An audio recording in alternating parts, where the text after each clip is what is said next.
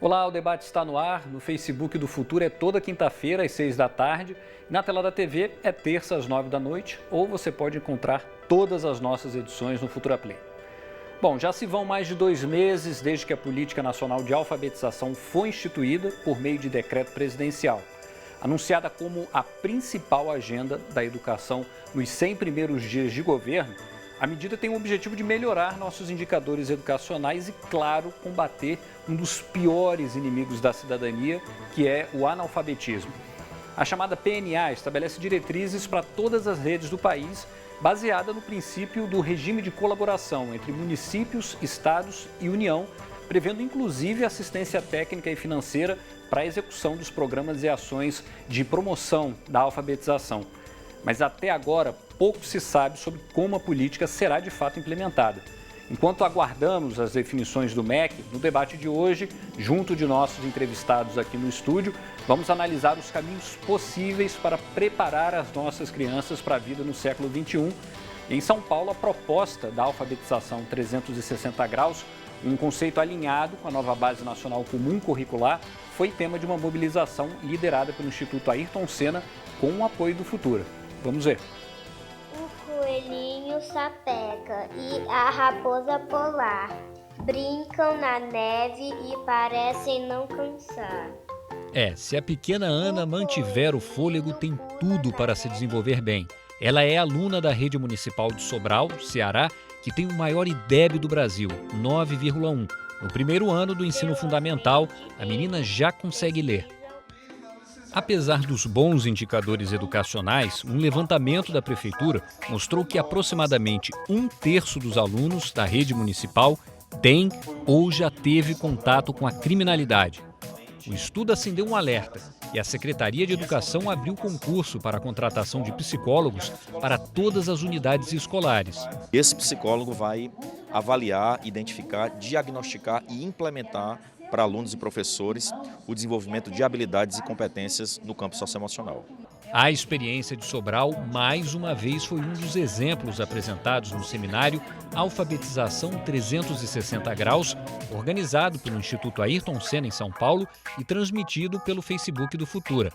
Educadores e autoridades apontaram a educação integral como um fator estratégico para o avanço do país. No painel moderado pelo diretor do canal, João Alegria, os participantes identificaram os desafios para desenvolver em sala de aula as competências socioemocionais previstas na Base Nacional Comum Curricular. O que a gente está propondo é uma alfabetização integral, uma alfabetização 360 graus, que inclui a alfabetização na língua e na matemática, obviamente, mas vai além disso, vai além da fronteira cognitiva e propõe uma alfabetização também socioemocional. Um trabalho que, para esta coordenadora pedagógica, também precisa se basear numa gestão eficiente. A partir do momento que eu consigo ter em dados também, em planilhas, o rendimento do meu aluno e eu, enquanto coordenadora, consigo enxergar dentro da sala de aula aquele aluno que está em defasagem, a gente consegue fazer um planejamento melhor, um planejamento direcionado para aquela criança. E o resultado esperado é uma educação tão adorável quanto o interesse da pequena Lana. Sábado eu leio 5 vezes e domingo 5 vezes, porque eles são muito legais. Os livros me dão inteligência, eles me divertem. E que cada vez a gente tenha mais alanas aí pelo Brasil, né? Mas a questão da alfabetização realmente é um debate que está mobilizando a sociedade. O Alessio Costa Lima é presidente da União Nacional dos Dirigentes Municipais de Educação. Alessio, os municípios eles estão nessa linha de frente, né? Porque quem alfabetiza as crianças são as redes municipais, né? Como é que você vê esse trabalho agora nesse momento? Temos uma PNA, como é que você avalia esse momento? Bem, a gente considera como bastante acertada a decisão do Ministério da Educação em criar dentro da sua estrutura uma secretaria que privilegia a questão da alfabetização, que mostra que a alfabetização terá um tratamento especial. Ele é fundamental porque ali se insere todo o início do processo do ensino fundamental, do domínio da leitura, do código linguístico, já nos 2 primeiros anos do ensino fundamental, como preconiza a nova Base Nacional Comum Curricular.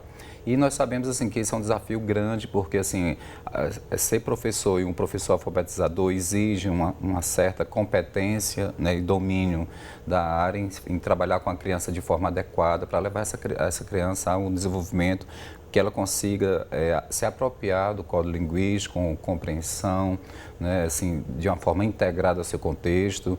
E aí, assim, é muito louvável o trabalho que vem sendo feito aí pela Fundação Ayrton Senna, quando ela traz para a discussão a perspectiva do desenvolvimento integral da criança, ou seja, para além dessa questão do domínio do código linguístico, mas também o desenvolvimento da criança de forma global, né, assim, trabalhando também outras questões que vão muito além, né, como essa questão socioemocional, que é uma questão que já deve ser cuidada desde cedo. Então, assim, a gente está num momento assim que a gente considera propício, né, para darmos saltos de qualidade, né, assim como você coloca de fato.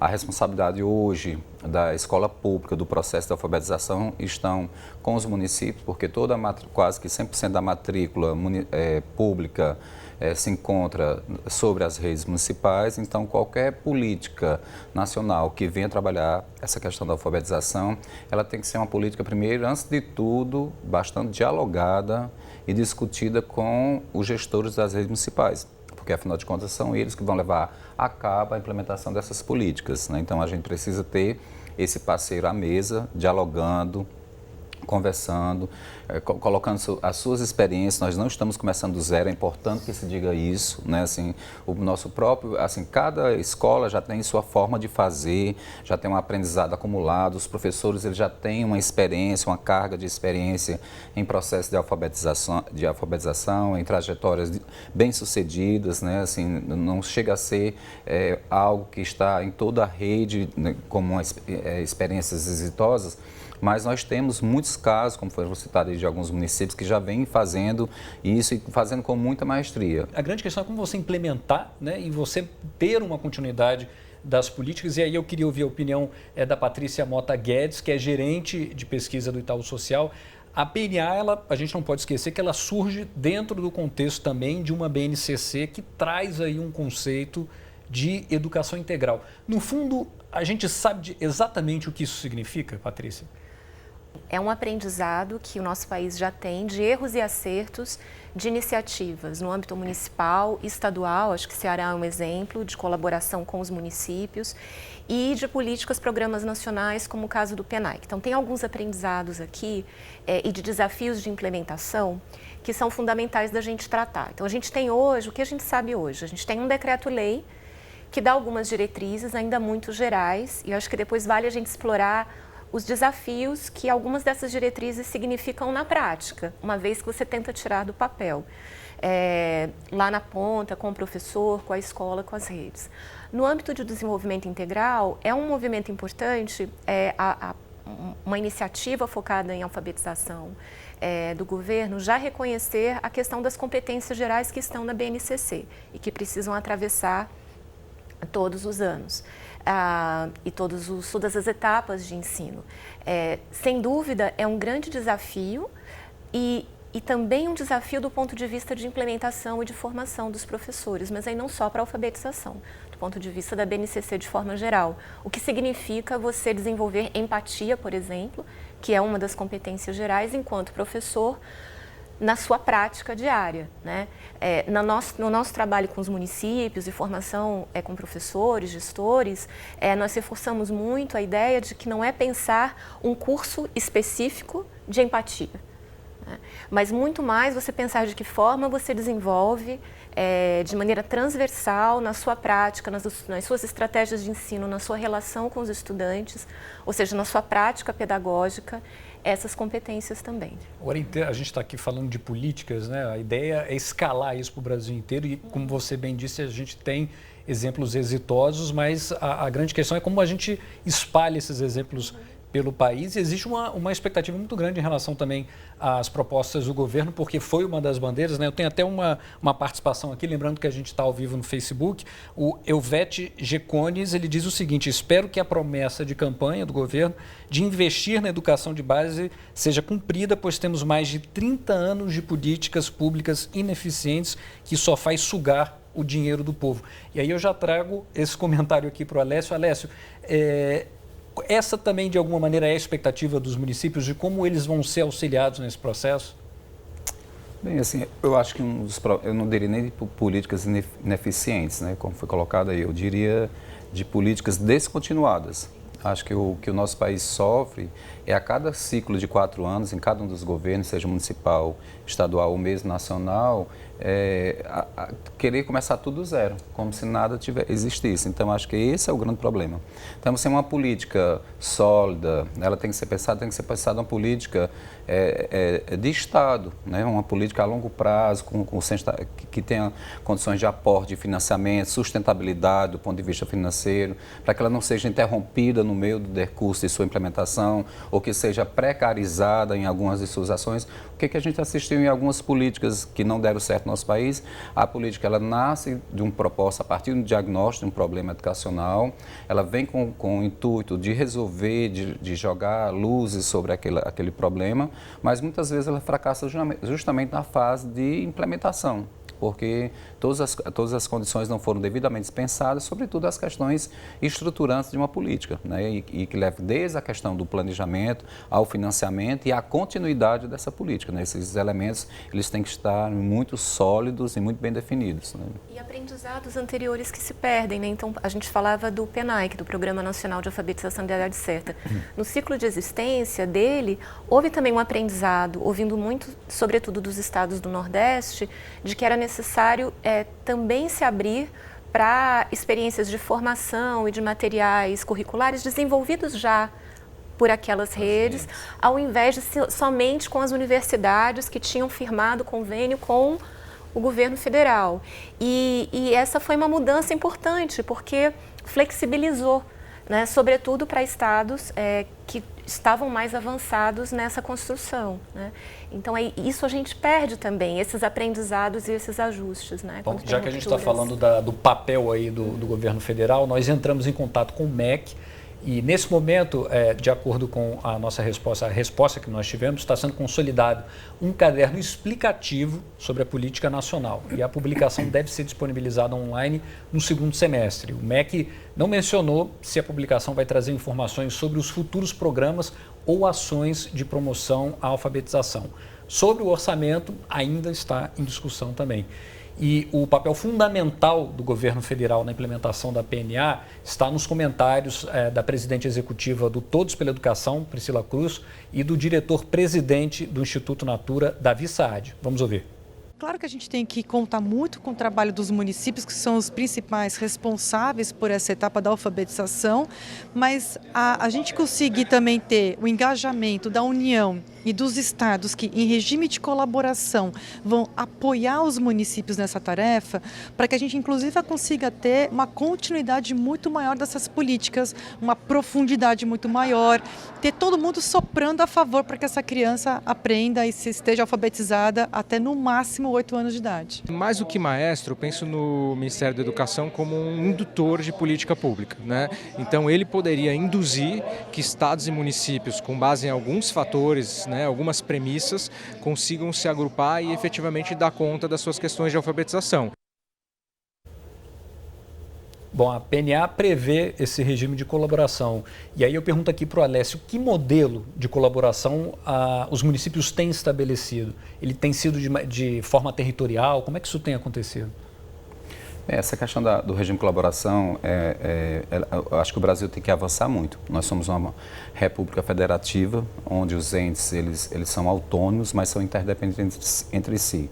Então, toda e qualquer política, para ela ser bem sucedida, sobretudo uma política onde a execução plena se dará no âmbito municipal, né, a gente tem que ter uma forte linha de colaboração dos outros entes superiores, no caso dos estados e municípios. Uma coisa é clara, o município sozinho ele não dará conta de assegurar essa questão da oferta e ampliar cada vez mais a qualidade na velocidade que nós precisamos, nós requeremos.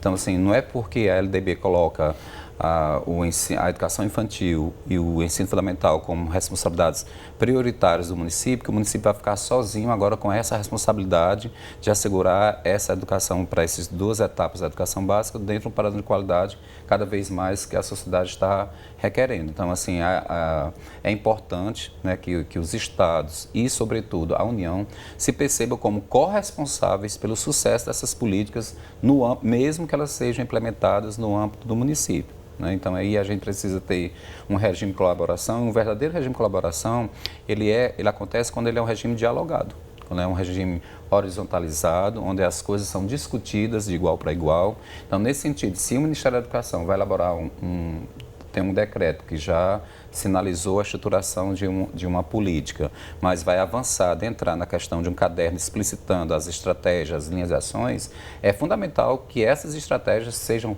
pactuadas e sejam, antes de tudo, discutidas com os municípios, até para saber se essas estratégias vão atender às realidades e às necessidades das redes. Então, assim, regime de colaboração não se faz de forma impositiva, de cima para baixo, desenhando pacotes de políticas e para que depois lá uma outra instância abaixo execute essas políticas. Então, assim, a gente coloca que um verdadeiro regime de colaboração, ele tem que começar, antes de tudo, a colaboração tem que começar na fase de planejamento. Então, nessa fase agora de preparação desse material, a gente ainda não conhece esse caderno, em que grandes linhas e que grandes estratégias estão sendo pensadas, mas a gente se coloca enquanto um DIME que também traz a voz dos municípios de uma forma organizada, a gente se colocado aberto para o governo no sentido de querer contribuir, trazendo as reais necessidades, as reais dificuldades que os municípios enfrentam, sobretudo no sentido de assegurar uma política que venha, de fato, colaborar com o processo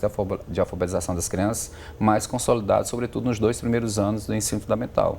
O que chama atenção, e eu queria até trazer aqui para a Patrícia, é que a PNA prevê esse regime de colaboração e a gente sabe que existem alguns arranjos de desenvolvimento da educação, que é uma maneira de os municípios se darem as mãos também, né? Sim. E poderem fazer frente a uma série de custos, inclusive. Sim, exato. Então, assim, já existem experiências, tanto de arranjos quanto de consórcios intermunicipais que abrem câmaras técnicas de educação e muito mais no sentido de respeitar, claro, a autonomia de cada município que compõe o grupo, mas muito mais no sentido de fazer planejamento regional, de poder pensar algumas estratégias, como, por exemplo, formação de professores, a produção de materiais pedagógicos em conjunto, que, de fato, se potencializam, somam recursos, não só financeiros, mas recursos humanos também, e dialogam com aquela região, com a realidade daquela região.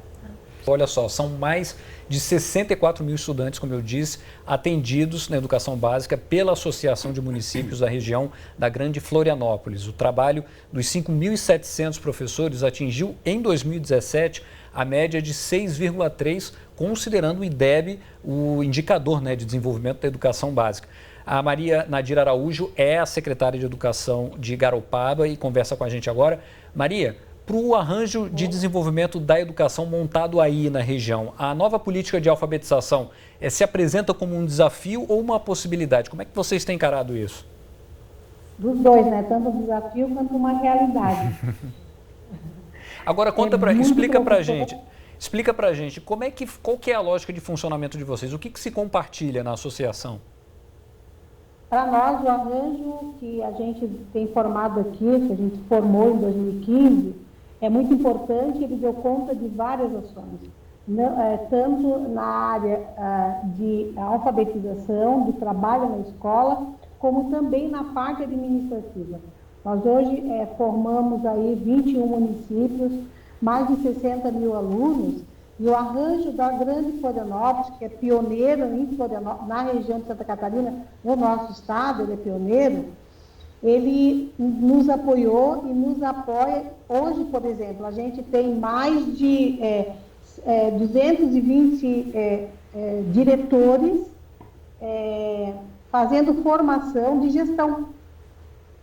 Então, para nós, essa formação de gestão, ela nunca poderia acontecer de forma solitária, mas no grupo, no arranjo, ela veio e já estamos na terceira na terceira situação de formação continuada para diretores. Então, para nós é muito importante.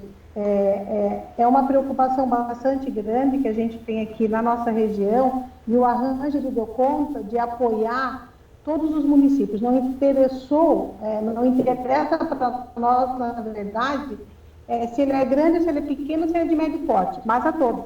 Nós tínhamos, na verdade, aqui na nossa região, municípios com IDEB muito baixo, menor de 5, e hoje a gente tem uma estrutura da maioria dos municípios já estarem com IDEB todos acima de 6. Então, isso para a gente foi um avanço muito grande. E uma preocupação bem séria que a gente tem também aqui na nossa região com o arranjo com o processo de alfabetização. Isso nos preocupa muito. Dar formação continuada para o professor, pensar em formação continuada no grupo, em conjunto, para nós isso é uma coisa muito importante e séria. E a gente vem pensando nisso, nessas propostas, né? Nós estamos também fazendo um trabalho da aplicação do financeiro da educação. Nós estamos aprendendo com o arranjo, com o trabalho do arranjo aqui, através do Instituto Positivo, que vem nos auxiliando, vem nos apoiando, ele vem nos ensinando a aplicabilidade do financeiro, pensando naquilo que o município tem mais necessidade.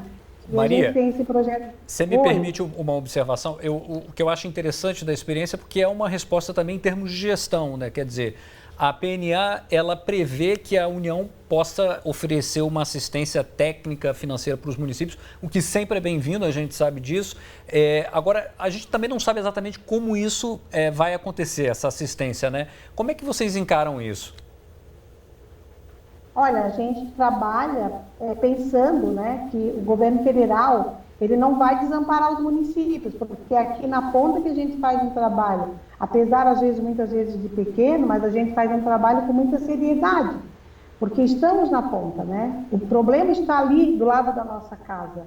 O pai do aluno, ele vem na porta do secretário da Educação procurar a solução. É difícil, é diferente porque ele não vai no governo do estado, ele vem ali. Então, a gente acredita muito que o governo federal, a gente acredita e espera, né, que o governo federal, ele pense no município como a porta de entrada para a melhoria da educação como um todo, principalmente nas séries iniciais e na educação infantil. Entendi. Maria, eu já volto a falar com você, eu quero trazer um pouco da sua experiência aqui para o estúdio. Patrícia, é um exemplo também de gestão esse, né? Quer dizer, os municípios, é claro, contam com a ajuda do governo federal, mas uma maneira, como a gente estava falando, clara, e um exemplo aí, né, de como você encarar essas questões que são importantes, né? Você garantir ali uma formação, às vezes o município não teria esse recurso, né, técnico, financeiro, mas nessa colaboração ele consegue executar isso. Sim, eu acho que o exemplo da secretária Mariana Nadir é muito importante, porque mostra muitas vezes que as secretarias de educação têm que trabalhar na formação continuada do professor por conta de problemas também herdados da formação inicial. E aí isso, sozinhos, os municípios não conseguem dar conta, por mais forte que for a colaboração entre eles, né? Então, eu só queria ter esse gancho, porque eu acho que realmente muito importante esse esforço, mas reforçar o ponto que o Alessio trouxe da necessidade de dispensar, de fato, um regime de colaboração efetiva envolvendo União, Estados e município por questões estruturais.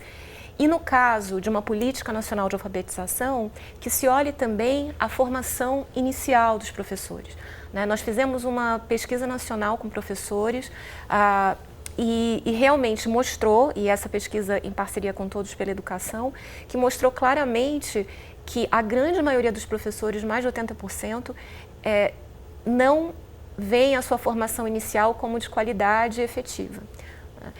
E um outro paralelo também, que é muitas vezes a formação continuada que é dada para o professor não reflete os seus desafios de prática de sala de aula. E a mesma pesquisa mostrou que mais de 80% desses professores queriam ser mais ouvidos na formulação das políticas públicas.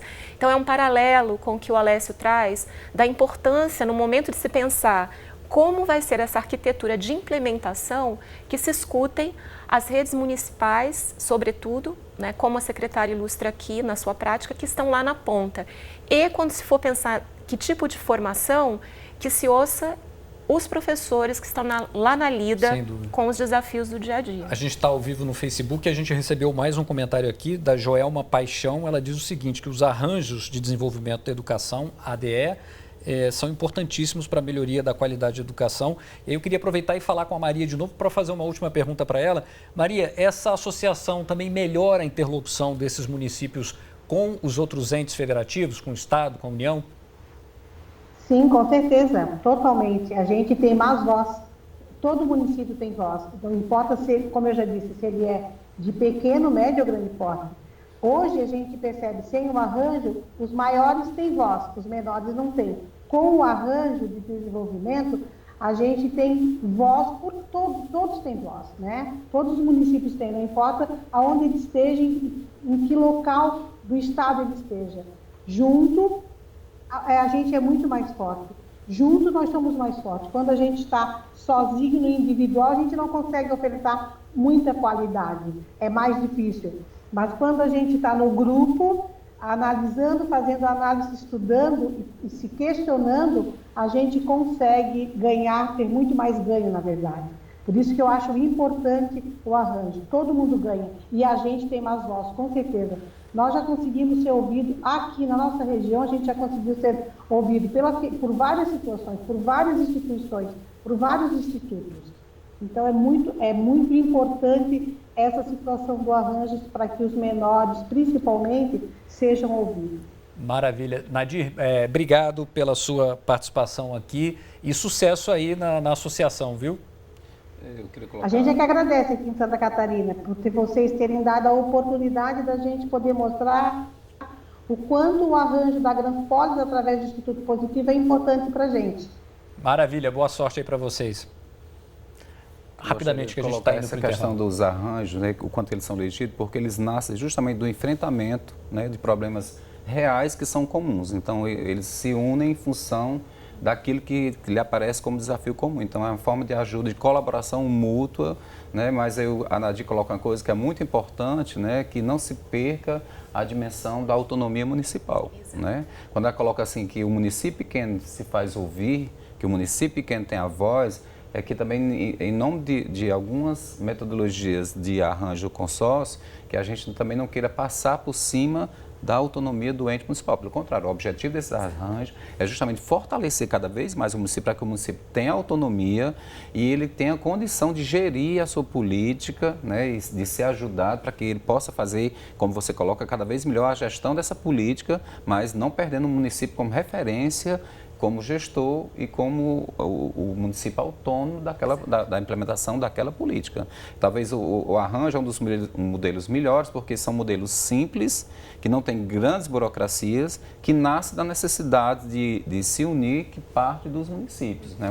Uma ajuda mútua. E aí, sim, se eu tenho já municípios agrupados em arranjo, fica mais fácil, tanto para os estados como para a União, ajudar de uma forma como esse conjunto de municípios podem ser apoiados naquilo que eles já elegeram como necessidades, porque eles têm mais expertise em identificar os seus problemas e as saídas para os seus problemas no âmbito local. A gente vai continuar falando, isso se trata de gestão, no próximo bloco a gente vai continuar falando sobre isso. Você, por favor, mande suas perguntas, seus comentários aqui e a gente volta já já.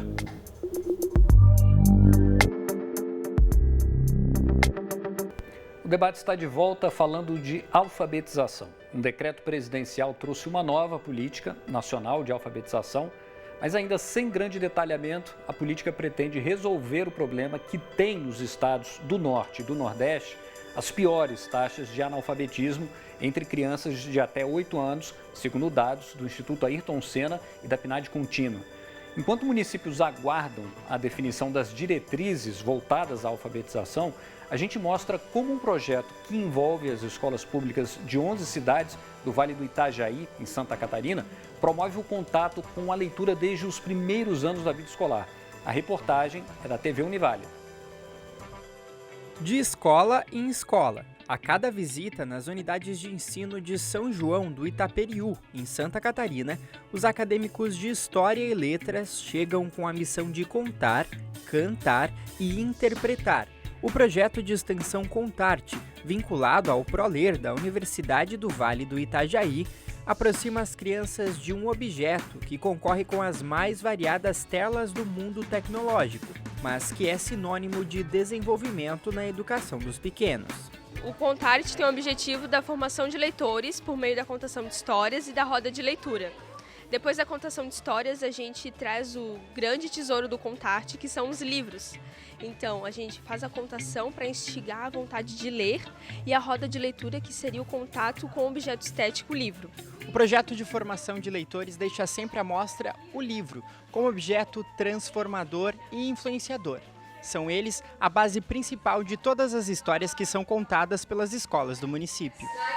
Na verdade, é muito importante, é o início da construção, né, da identidade deles, de tudo que eles fazem aqui na creche, né, e a gente procura sempre estar dando livro para eles folhearem, para manusear, para saber a importância e os cuidados também com os livros.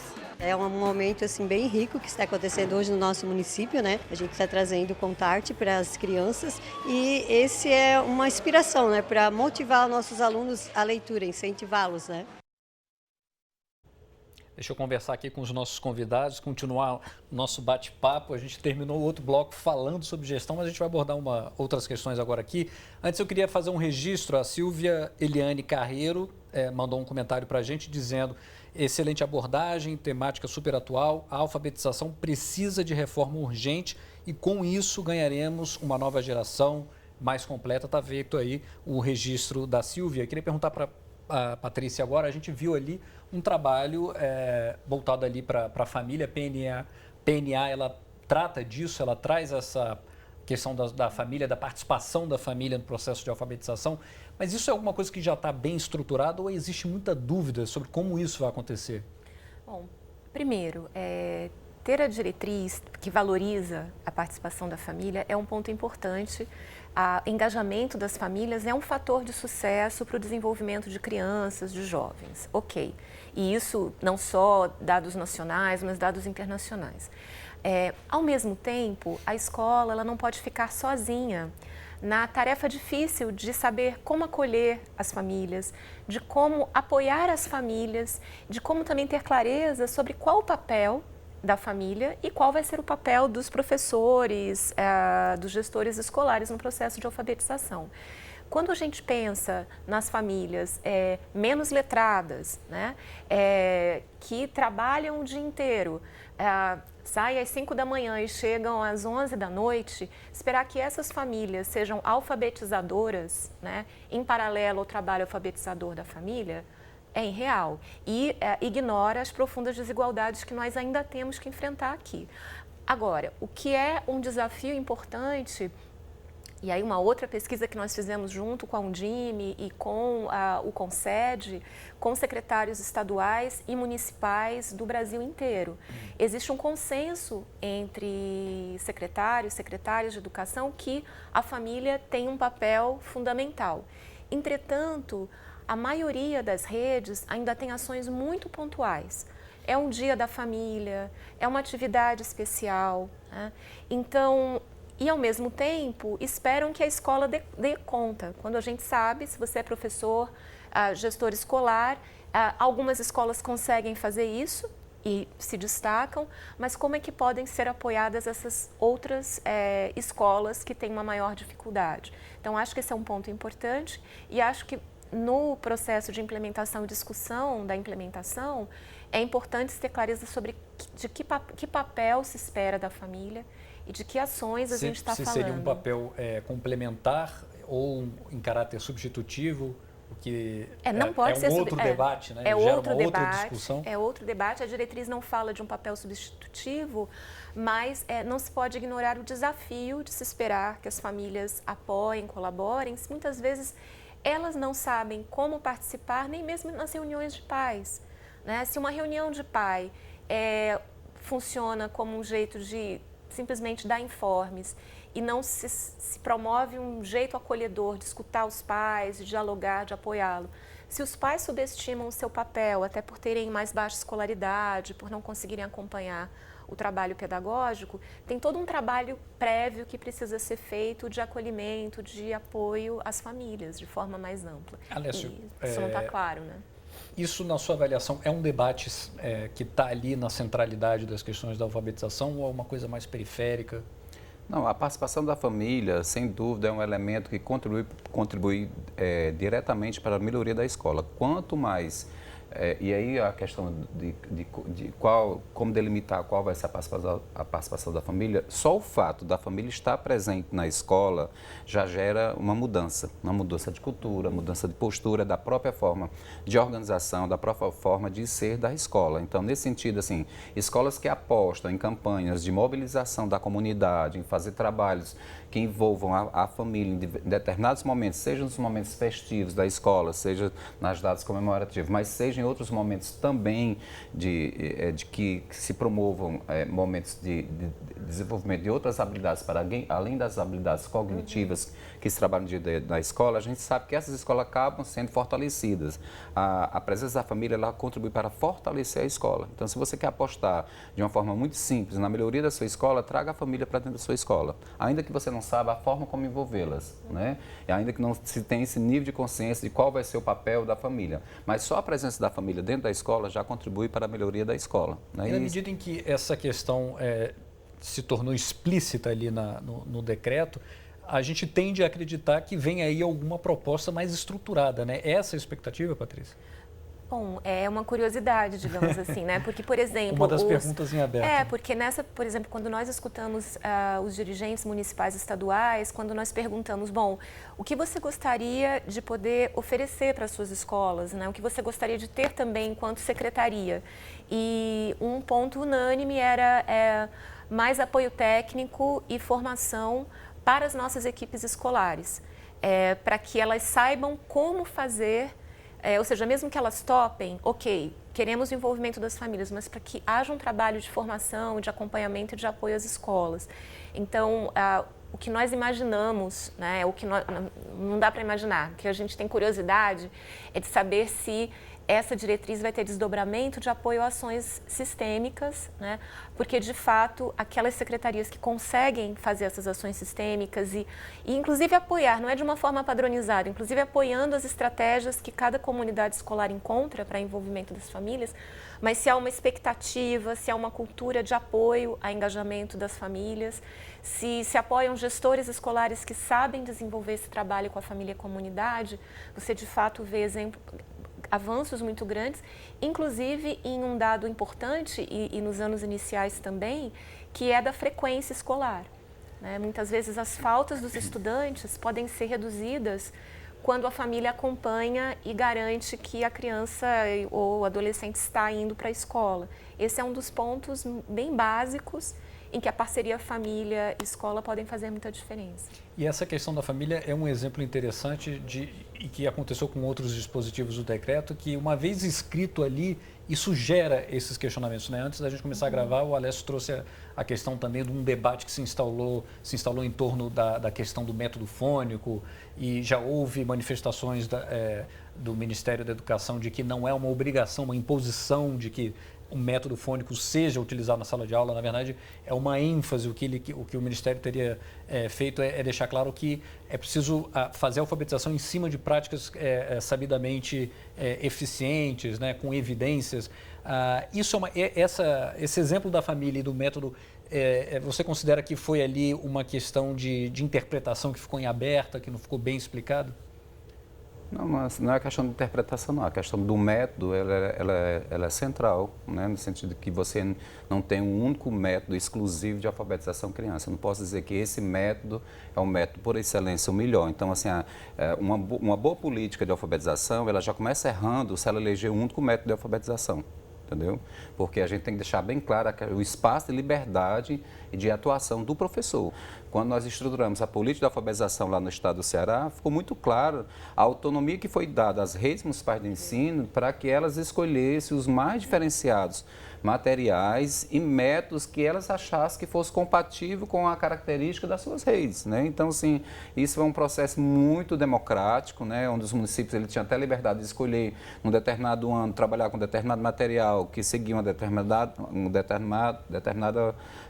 ensinamentos metodológicos, e no ano seguinte ele viu que ele não deu um resultado tão bom, poderia optar por outro, né? Então, assim, a questão central não está no método. O sucesso de uma boa política de alfabetização, ela não reside no método, ela reside no sentido de você estruturar vários componentes que favorecem que o trabalho do professor em sala de aula aconteça de uma forma satisfatória. O professor precisa também ser estimulado. Ele está lá, muitas vezes, lá na sala de aula dele, né, assim, naquele espaço, e ele, ao participar desses momentos de formação com essas agências formadoras, seja das próprias secretarias, das equipes técnicas, das próprias secretarias, ou seja, com a ajuda das universidades, que é fundamental envolver as universidades nesse processo, porque as universidades são responsáveis pela formação inicial.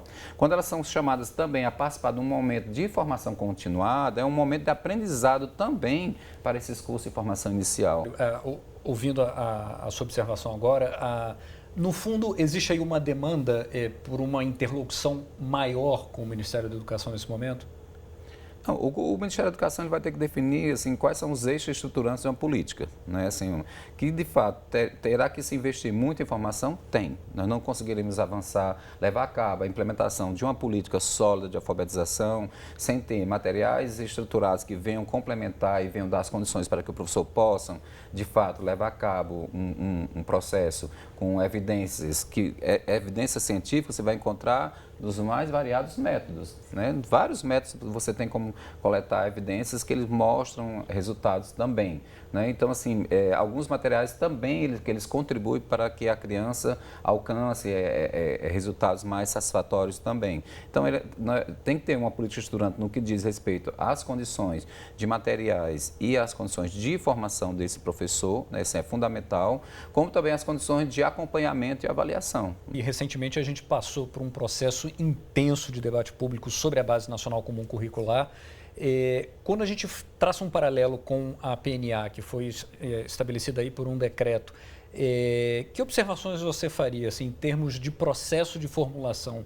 Você acha que precisaria aí de uma conversa, um diálogo maior para a elaboração da política? Que observações você teria para fazer? Certo. Bom, primeiro uma que já foi feita aqui, que para se pensar num processo de implementação se precisaria de ouvir muito municípios, estados e municípios pensando no seu papel dominante no processo de alfabetização, lá no dia a dia das escolas, na sua grande maioria. Então, esse é um ponto. E um segundo, que eu acho que é relevante também, é se não serem pensados como caminhos separados, como um caminho separado da implementação da BNCC.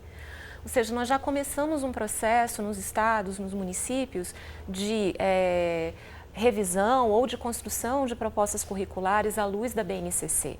E entrando agora numa próxima fase, que é da formação dos professores, inclusive para consulta e para melhoria quando a BNCC for revisada daqui a alguns anos. Então, a alfabetização, ela não está à parte do processo de implementação da BNCC. Então, quando a gente fala da formação inicial, à luz da BNCC, quando a gente for falar da formação continuada, os professores alfabetizadores são os pedagogos que estão nesse bojo discutindo nas suas redes. Então, acho que uma pergunta importante para a gente tentar ver, né, como pode ser respondida quando a gente souber mais do processo de implementação, é como esse processo de implementação do PNA está se relacionando com um processo que já começou, que está a pleno vapor nas redes municipais e estaduais com professores. E mobilizando um debate muito gigantesco, amplo, né? Muito amplo. Você vê diferentes instituições, educadores, especialistas tratando disso há algum tempo e a gente não se recorda de ter visto esse debate em torno da elaboração da PNA. De qualquer maneira, eu lembro que a gente conversou com o Ministério da Educação, que informou que um caderno explicativo está sendo elaborado para elucidar essas questões que ficaram em aberto, o que significa de fato a questão da ênfase na instrução sistemática fônica, enfim. Tem outros aspectos que eu quero trazer aqui para o debate e eu vou trazer agora o destaque da redação Porque nesse momento de contingenciamento, o INEP selecionou só uma amostra de escolas para aplicar o teste de língua portuguesa e matemática com parte dos alunos do segundo ano. Antes, todos os estudantes do terceiro ano eram avaliados na ANA, Avaliação Nacional de Alfabetização. E eu pergunto aqui para o Alessio, essa mudança no método, né, não é mais o censitário, pelo menos esse ano não será o censitário, vai ser uma amostra de escolas. Isso impacta no resultado? Uma avaliação amostral, ela tem um objetivo. Ela cumpre um papel de ter um diagnóstico macro para a definição de macropolíticas. O que a gente tinha, o efeito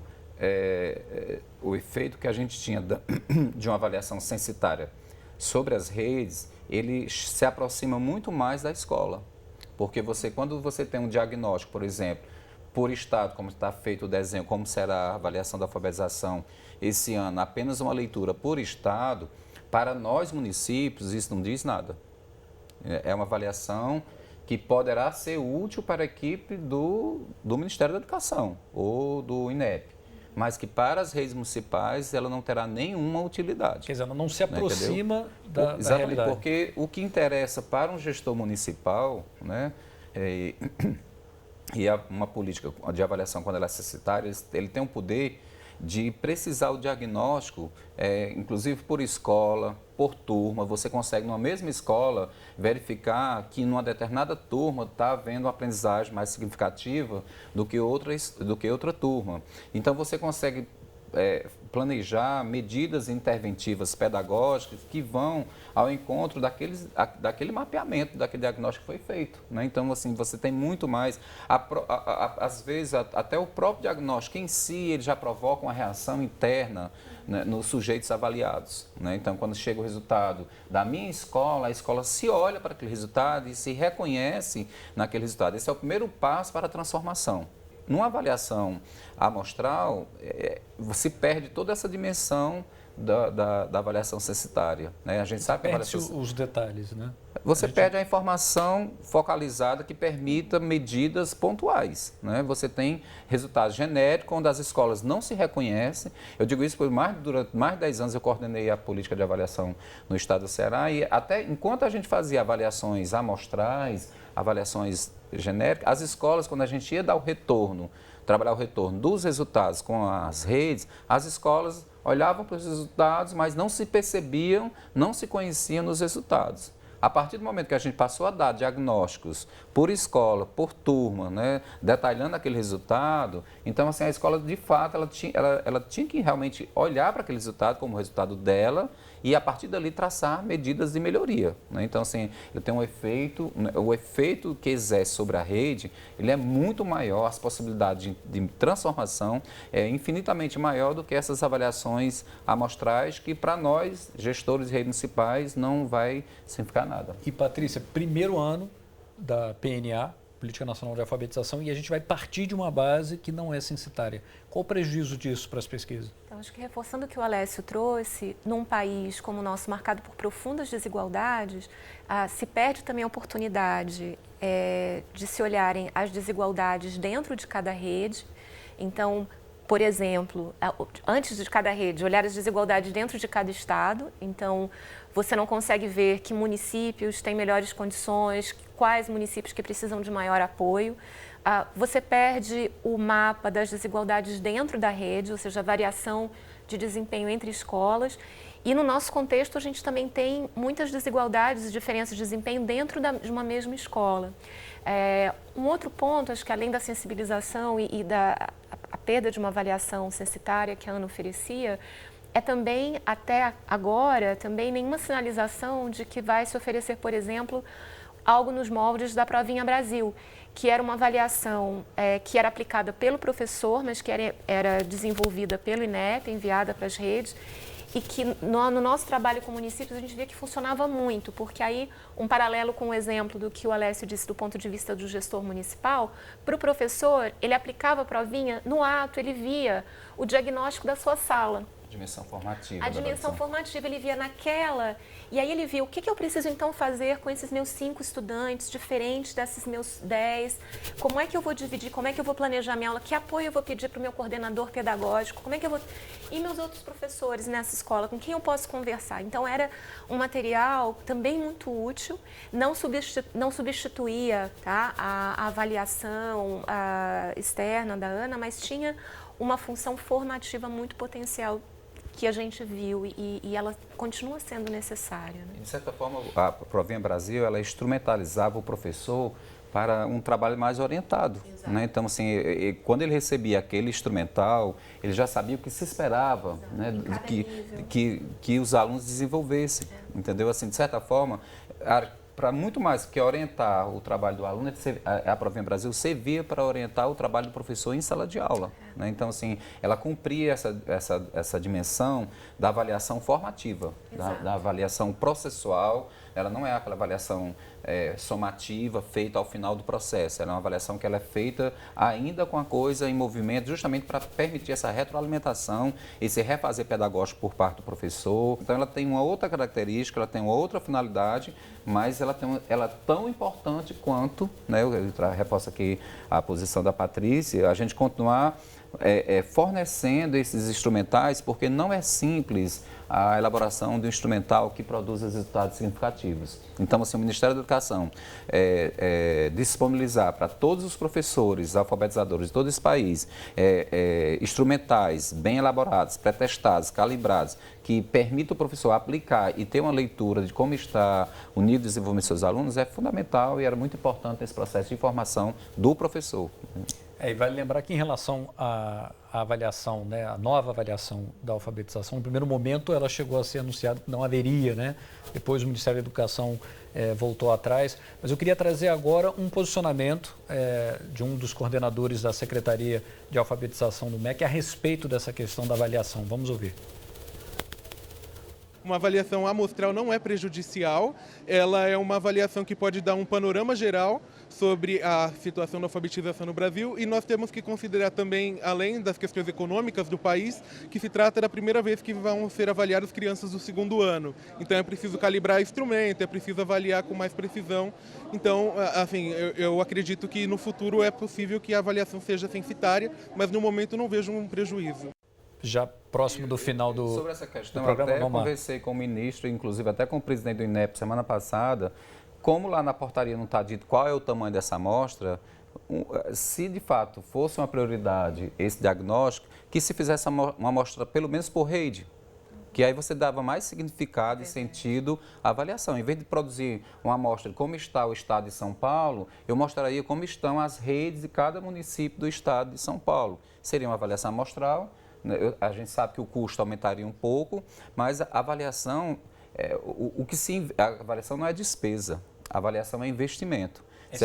É estratégica, inclusive. Se você quer, de fato, impulsionar um processo de transformação numa política de alfabetização, você tem que investir fortemente numa política de diagnóstico, numa política de avaliação. Então, ficou até como sugestão, não sei se eles vão ter perna para isso, porque nós já estamos em cima, nós já estamos caminhando para o segundo semestre, né? Mas eu acho que, assim, a gente perdeu um time importante, porque era uma outra coisa que eu acho fundamental, porque a gente iria ter integrado ao ciclo do SAEB a avaliação do segundo ano, porque ela era feita num ano separado, né, e ter essas avaliações feitas no mesmo ano, dentro do ciclo, até mesmo para dar mais consistência à política nacional de avaliação, né, era fundamental. A gente ter naquele ano, é um ano que as escolas já estão sendo avaliadas, e elas estão sendo avaliadas naquelas séries tais e tais. Então, assim, acho que infelizmente, por uma questão ou metodológica, que tiveram dificuldade na construção instrumental, ou mesmo uma questão de orçamento, dificuldade financeira,